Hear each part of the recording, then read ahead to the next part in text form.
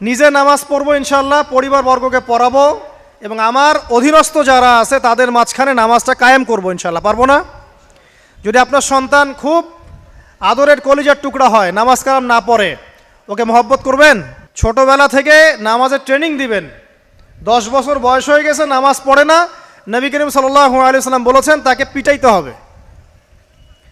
আল্লাহর নবী মুহাম্মদ সাল্লাল্লাহু আলাইহি ওয়াসাল্লাম কি দয়ালু মানুষ ছিলেন না কঠোর? বলেন।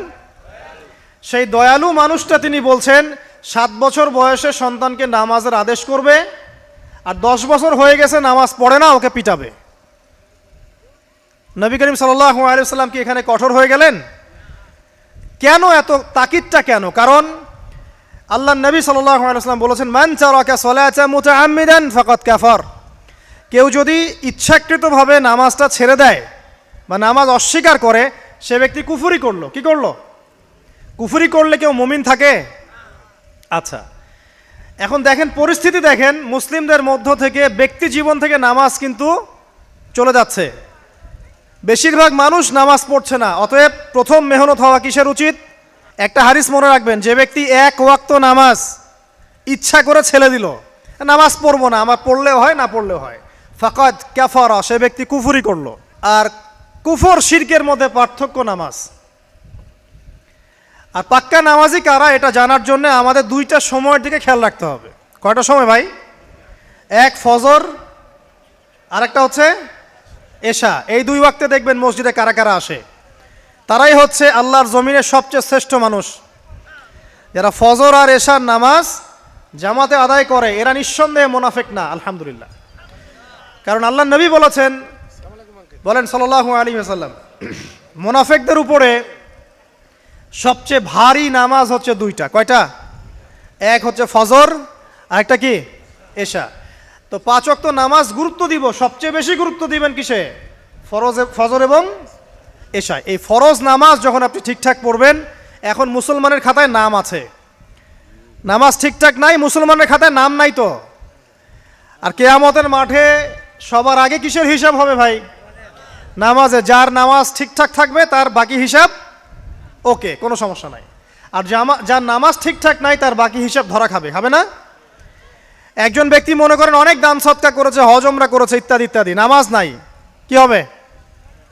ধরা খাবে না? আল্লাহ পাক আমাদের সবাইকে, আমাকে, আপনাদের সবাইকে 5 ওয়াক্ত নামাজি হওয়ার তৌফিক দান করুন, আমিন।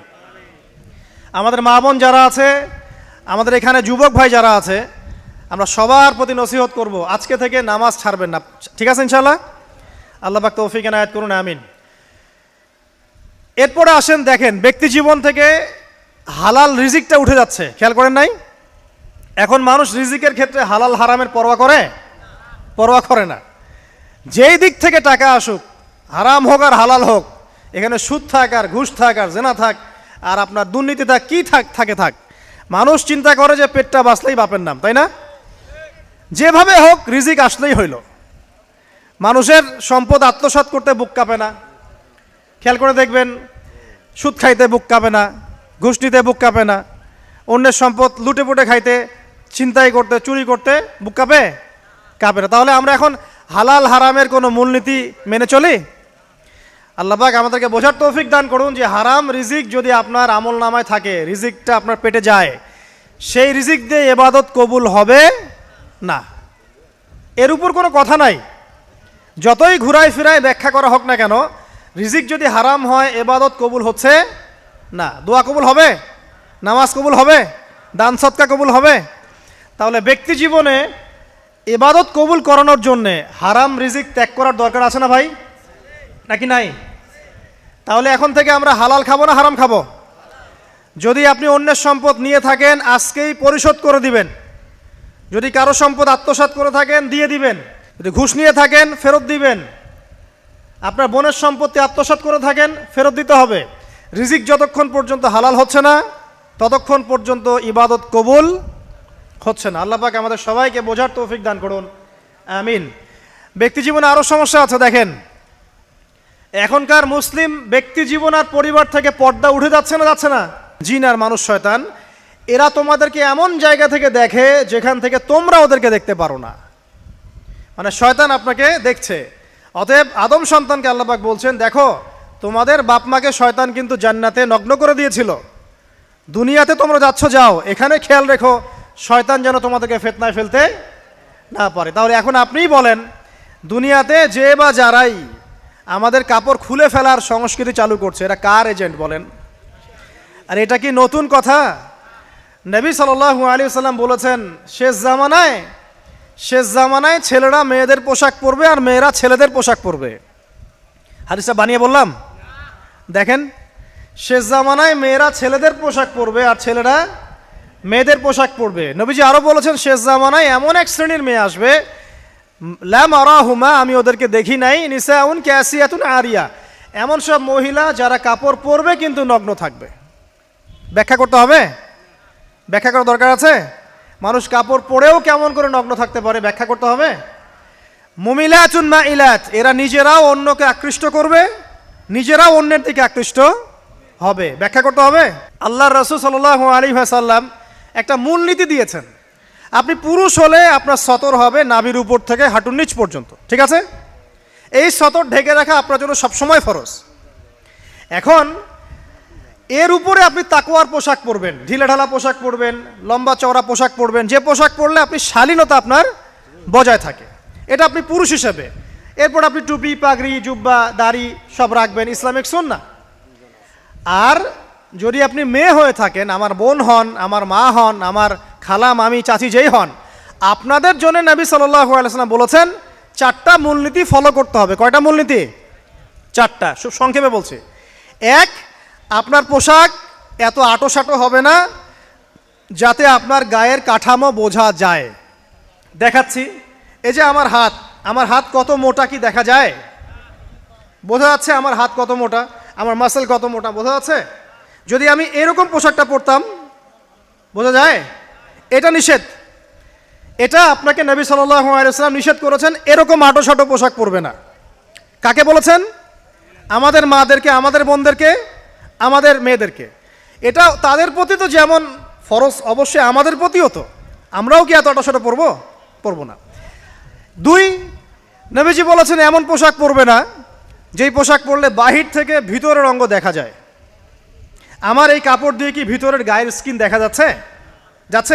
যদি এটা পাতলা হতো দেখা যেত না? তাহলে ঢিলে ঢালাও যদি পোশাক হয় কিন্তু পাতলা হয় যে ভিতরটা দেখা যায়, এটাও হারাম, পরা যাবে না মেয়েদের। বোরখাও যদি হয় একদম ঢিলে ঢালা বোরখা কিন্তু ভিতরের অঙ্গ দেখা যাচ্ছে, পরা যাবে? তাহলে এটা নবী সাল্লাল্লাহু আলাইহি ওয়াসাল্লামের দ্বিতীয় মূলনীতি দেয়া। 3 নাম্বার হচ্ছে, কোনো পুরুষ কোনো মহিলার পোশাক পরতে পারবে না, কোনো মহিলা কোনো পুরুষের পোশাক পরতে পারবে না। আপনি কি ম্যাক্সি পরে ঘুরবেন? আপনার রুচি কুলাবে? তাহলে একটা মেয়ে কেমন করে গেঞ্জি পরে ঘুরতে পারে? একটা পুরুষ হিসেবেও তো আপনার খালি গায়ে ঘুরতে লজ্জা লাগে না? তো একটা মেয়ে মানুষ কিভাবে খালি গায়ে ঘুরতে পারে? তাহলে মনে করেন কোথায় আমাদের শালীনতার জায়গা চলে আসছে। ওই যে একটা হাদিস আছে, নবীজি বলেছেন, যদি তোমার মধ্যে লজ্জা না থাকে তোমার দ্বারা যে কোনো পাপ করা সম্ভব। যদি তোমার মধ্যে লজ্জা না থাকে তোমার দ্বারা যে কোনো পাপ করা কি সম্ভব। এটা 3 নাম্বার। 4 নাম্বার, যে অমুসলিম যারা, তাদের ধর্মীয় কৃষ্টি কালচারের সাথে সাদৃশ্য আছে এমন কোনো পোশাক মুসলিমদের পরা যাবে না। আপনি কি ক্রুশের পোশাক পরতে পারবেন? পারবেন না। তো এই মূলনীতিগুলো ফলো করে আপনাকে চলতে হবে। আল্লাহ পাক তৌফিক এনায়েত করুন, আমিন। প্রথম নসিহত করেছি যে 5 ওয়াক্ত নামাজ যেন আমাদের না ছুটে যায়। পারা যাবে না ইনশাল্লাহ ভাই? ওয়াদা করেন আজকে থেকে 5 ওয়াক্ত নামাজ ছাড়বেন না, ওয়াদা করেন, বলেন ইনশাআল্লাহ। হে আল্লাহ, আমরা তওবা করছি, জীবনে যত নামাজ ছেড়েছি তার জন্য আমরা তোমার কাছে ইস্তেগফার করছি। বলেন আস্তাগফিরুল্লাহ আল্লাযী লা ইলাহা ইল্লা হুয়াল হাইয়ুল কাইয়ুম ওয়া আতুবু ইলাইহি। যত নামাজ কাজা হয়েছে হিসেব করে কাজা আদায় করে দিবেন, পারবেন ইনশাআল্লাহ? আর আজকে থেকে ইনশাআল্লাহ আমরা নামাজ ছাড়বো না, ওয়াদা করছেন? আল্লাহ পাক সবার তওবা কবুল করুন, আজকে থেকে পাক্কা নামাজই বানায় দিন, আমিন। শুধু নিজেই নামাজ পড়বেন, আপনার স্ত্রী সন্তানকে নামাজ পড়াবেন না, আল্লাহ পাক তৌফিক এনায়েত করুন। 2 নাম্বার কি বলেছিলাম? হালাল, বলেন হালাল রিজিক, রিজিক যদি হারাম হয় ইবাদত কবুল হবে?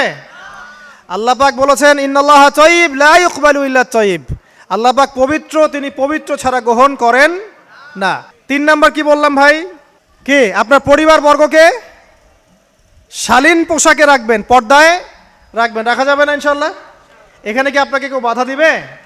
যে যাই বলুক না কেন, সারা দুনিয়ার মানুষ নগ্ন হয়ে ঘুরে ঘুরুক, আপনার পরিবারের কর্তাকে আপনি না, আপনি আপনার পরিবারটাকে ঠিক করার চেষ্টা করুন। আল্লাহ পাক তৌফিক এনায়েত করুন, আমিন। 4 নম্বর নসিহত, এটা যুবকদের জন্য স্পেশালি এবং যাদের পড়াশোনা করার সামর্থ্য এখন আছে তাদের জন্যে। কোরআনুল কারীম তেলাওয়াত করা শিখতে হবে। পারবেন? কারা কারা পারেন? আলহামদুলিল্লাহ। কারা কারা হাফেজ? এই যে কমে গেছে। এবার বলি কারা কারা অর্থ বুঝে কোরআন পড়েছেন? এই যে আরও কমে গেছে। কোরআন পড়তে হবে শুধু তোতা পাখির মতো নয়, আমার কথা বুঝেন। কোরআন তিলাওয়াত করলে প্রত্যেক হরফে 10 নেকি পাবেন, কোনো সমস্যা নাই, কিন্তু এতে করে কোরআনের সামগ্রিক হকটা আদায় হয় না। কথা কি বুঝতে পারছেন? আমি কি বলেছি কোরআন তেলাওয়াত করলে নেকি হবে না? এটা বললাম? কোরআন তেলাওয়াত করলে প্রত্যেক হরফে কয় নেকি হবে? 10 নেকি। কিন্তু কোরআন বোঝা, এর ভিতরে কি আছে, এই শিক্ষাগুলো কি আপনি পাবেন? বিশুদ্ধ করে কোরআন পড়তে হবে, বিশুদ্ধ করে। একটা উদাহরণ দিব। এই যে আমরা নামাজে দাঁড়াই বলি আল্লাহু আকবার, তাই না? তারপরে কি পড়েন? সানা পড়েন। তারপরে কি পড়েন? আলহামদুলিল্লাহ, আলহামদুলিল্লাহি রাব্বিল আলামিন। প্রথম শব্দ কি? আলহামদু। যদি আপনি আলহামদুলিল্লাহ বলেন, অর্থ হচ্ছে সমস্ত প্রশংসা আল্লাহর জন্যে, ঠিক আছে? আচ্ছা, যদি আপনি বলেন আলহামদুলিল্লাহ, আলহামদুলিল্লাহি রাব্বিল আলামিন, এখানে হা হলো হাওয়াস, মানে ছোট হা। এই একটা হা ভুল করার কারণে অর্থ পরিবর্তিত হয়ে অর্থ দাঁড়ায় সমস্ত নিন্দা আল্লাহর জন্য, নাউজুবিল্লাহ। আমি কি বুঝাতে পারলাম যে বিশুদ্ধ করে কোরআন তেলাওয়াত করা কতটা ইম্পর্টেন্ট? মনে করেন আপনি বলছেন কুল ইয়া আইয়ুহাল কাফিরুন, বলুন হে কাফেররা, লা আ'বুদু মা তা'বুদুন। এই সূরা মুখস্থ আছে না? আচ্ছা, এর অর্থ হচ্ছে লা আ'বুদু, আমি তার ইবাদত করি না, মা তা'বুদুন, যার ইবাদত তোমরা করো। এখানে লা এর মধ্যে মদ আছে না? মদ আছে না? টেনে পড়তে হয় না? যদি কেউ লায়ে মদ না করে এভাবে পড়ে যে লা আ'বুদু মা তা'বুদুন, যারা গ্রামার জানে তাদেরকে জিজ্ঞাসা করেন, অর্থ হবে এমন যে আমি অবশ্যই তার ইবাদত করি যার ইবাদত তোমরা করো। তোমরা বলতে কারা? তাওহীদ থাকলো না শিরক হলো? অতএব বিশুদ্ধ করে কোরআন তেলাওয়াত করা খুবই জরুরি। আপনি মসজিদে যান আর মাদ্রাসায় যান আর ওস্তাদকে প্রাইভেটে পড়ান, যেভাবেই পড়েন, আপনাকে বিশুদ্ধ করে কোরআন তেলাওয়াত করা শিখতে হবে। আল্লাহ পাক তৌফিক দান করুন, আমিন। যারা বয়স্ক হয়ে গেছেন আফসোস করবেন না, হীনমন্যতায় ভুগবেন না, আপনি ওই অবস্থায় চেষ্টা করেন, আল্লাহ পাক আপনাকে ডাবল নেকি দিবে ইনশাআল্লাহ। নবী সাল্লাল্লাহু আলাইহি ওয়াসাল্লাম বলেছেন, যে ব্যক্তি কোরআনের একটা আয়াত বা একটা হরফ তেলাওয়াত করবে তার জন্য 10টা নেকি আছে ইনশাআল্লাহ। আর মান ক্বারা কুরআনুল কারীম ওয়া হুয়া মাহিরুন বিহ, যে ব্যক্তি কোরআন তেলাওয়াত করে এবং তার উপর দক্ষ হয়, মা'আস সাফরাতিল কিরামিন বারারা, সেই ব্যক্তি সম্মানিত ফেরেশতাদের সাথে হাসর করবে ইনশাআল্লাহ। আর ওয়াল্লাযী ইয়াকরাউল কুরআন ওয়া ইয়াতাতাআতাউ ফীহি ওয়া হুয়া আলাইহি শাক্কুন ফালাহু আজরান, আর যে ব্যক্তি কোরআন তেলাওয়াত করতে করতে আটকে যায়, তেলাওয়াত করছেন করছেন করছেন, আটকে যাচ্ছেন, আবার চেষ্টা করছেন, আবার আটকে যাচ্ছেন, আবার চেষ্টা করছেন, আল্লাহর নবী বলছেন সাল্লাল্লাহু আলাইহি ওয়াসাল্লাম, তার জন্য ডাবল পুরস্কার আছে, ডাবল নেকি। তো হতাশ হওয়ার কোনো কারণ আছে? কোরআনের সমাজ গড়তে চান, এটা অনেক দূরের কথা।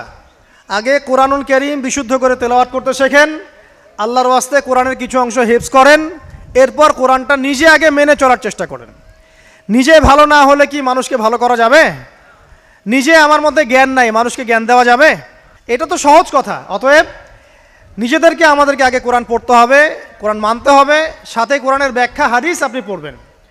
কোরআন কি একা একা পড়লেই হবে না ওস্তাদ লাগবে? কোন ওস্তাদের কাছে গিয়ে আপনি কোরআন তেলাওয়াত করা শিখবেন, আরবি ভাষা শিখবেন এবং কোরআনের অর্থটা বুঝবেন। আল্লাহ পাক তৌফিক দান করুন, আমিন। কয়টা বললাম ভাই? 4টা। 1 নাম্বার কি ছিল বলেন আবার? 5 ওয়াক্ত সালাত ছাড়বেন। 2 নাম্বার কি ছিল বলেন? হালাল রিজিক ছাড়বেন নাকি আজকে থেকে আবার হারাম খাবেন?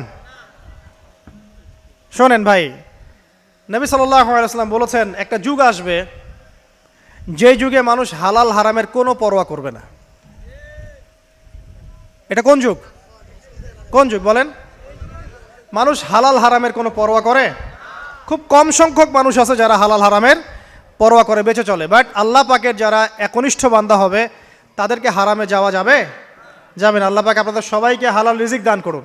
একটা কথা বোঝেন, মনে করেন আপনার আমল নামাতে বা আপনার তাকদিরে আল্লাহ পাক লিখেছেন যে আপনি 100 বিঘা জমির ধান খাবেন, এতটুকু আপনার রিজিকের মধ্যে লেখা আছে। আল্লাহ পাক লেখেন নাই তাকদির? আচ্ছা, ওই রিজিকের একটা দানা ছেড়ে কি আপনি মৌত আপনার হবে কিনা? আপনি কি মারা যাবেন? রিজিক শেষ না করে মারা যাবে? তাহলে আপনার জন্য অপশন এখন দুইটা। আপনি এই রিজিকটা হালাল পথে অন্বেষণ করতে পারেন, ওই রিজিকই পাবেন ইনশাআল্লাহ। পাবেন না? পাবেন। আল্লাহ পাক এটা বোঝার তৌফিক দান করুন, আমিন। আর সবশেষ কথা যেটা বললাম যে নামাজ, হালাল রিজিক আর পর্দার সাথে সাথে পারিবারিক আদর্শ সুন্দর করবেন, পাশাপাশি কোরআন তেলাওয়াত শিখবেন, অন্যকে শেখাবেন, অর্থ বোঝার চেষ্টা করবেন। আল্লাহ পাক সবাইকে তৌফিক এনায়েত করুন, আমিন।